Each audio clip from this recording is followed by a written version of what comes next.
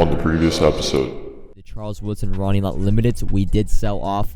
Basically, I'm going to downgrade to the Legends in this video to kind of just save some coins. But what is up, YouTube? Welcome back to the channel, episode 89 of the No Money Spent Daylight Savings Hit. So we got an extra hour. NFL football, the Chiefs struggled, but won.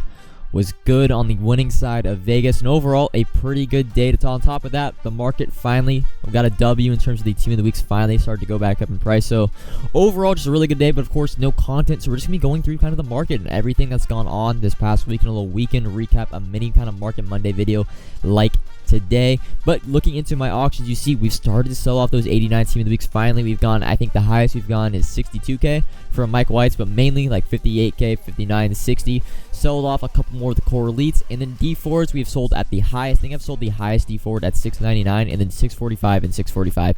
And my last one is up for 724,000 coins. Hopefully that sells, but we finally got on the basically a rise in the just general market for probably the first time in a couple of days. But we're gonna go through really and talk about each portion of our investments, the market in general. But starting with the limited time cards, what can we take away from the limited time cards this week? Well, for one, on Weekend League monthly week, basically. So last time it was Ronnie Hudson and Marcus May when monthlies dropped for October, the beginning of October.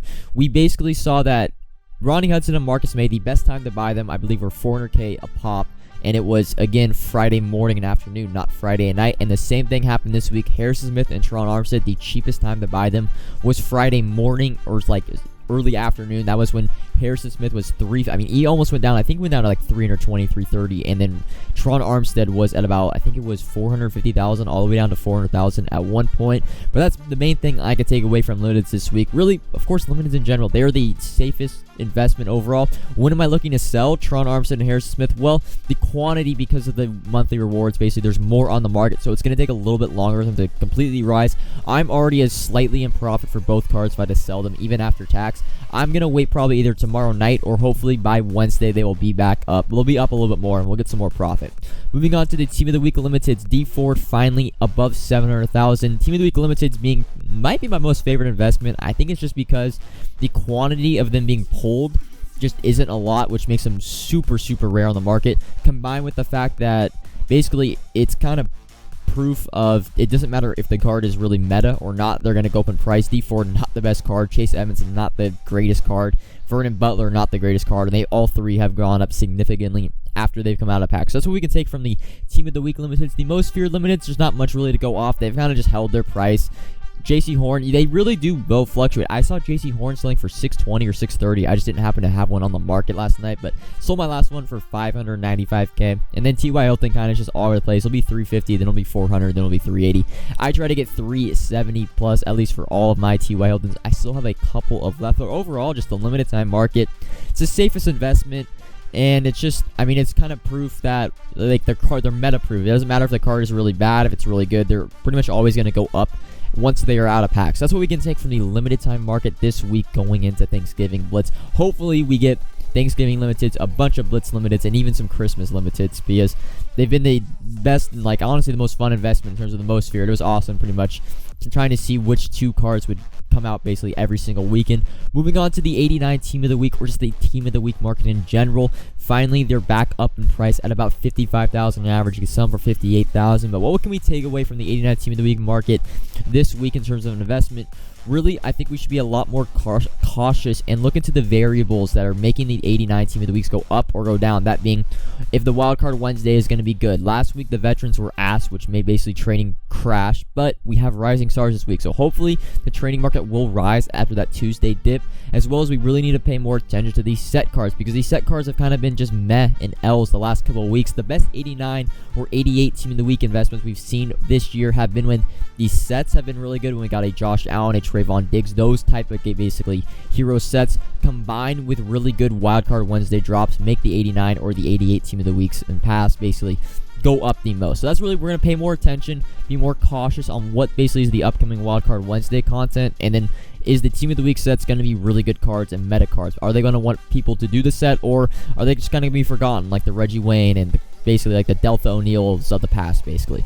But finally, wrapping up the core elite market and more of just like the Thanksgiving investments, it was hard to basically invest in Thanksgiving cards specifically this week, just because we saw the low core elite market basically spike up in price because of team builders. So you couldn't really invest in 83s or 80s, 81s, 82s, cards like that. And I've seen some questions like on Denzel Ward.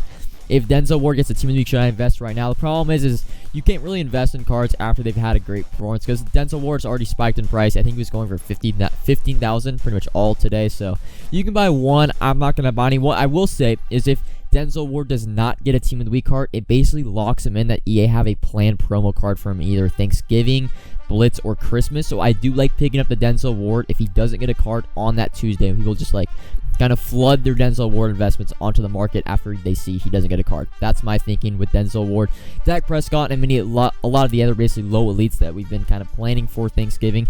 It's just kind of been hard, of course, because the team builder market has gone up. Probably Tuesday, I'm going to try to pick up a couple of Dak Prescott. It's just hard for me buying an 81 for like 8,000 or more coins, because if Dak Prescott does get a card, he'll probably go to like 14 or 15,000. It's not that much of a, like, I mean, it is a big profit, but it's not like, I don't know if is it worth the risk pretty much of picking up like 5 Dak Prescotts for 8 or 9K, to where if he doesn't get a card, he goes down to 6K. If he does get a card, he goes up to 15, kind of. That's my thinking with that.